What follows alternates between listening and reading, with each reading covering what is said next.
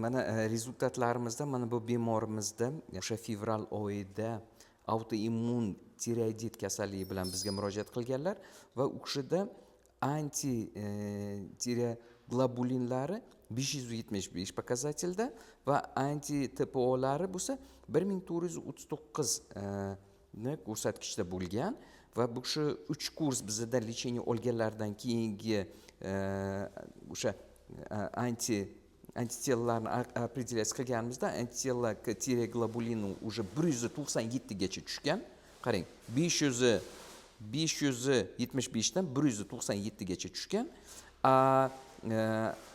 Antitela TPO 1439 dan 365 gacha tushgan.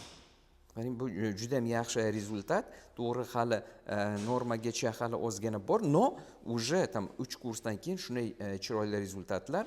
Bu esa tam o'sha bu insonni o'sha shitavitkasiga ko'rsatilayotgan immun tizimi orqali ko'rsatiladigan jarohatlari yoki shikast berishlari 5-6 martagacha уже kamaygan.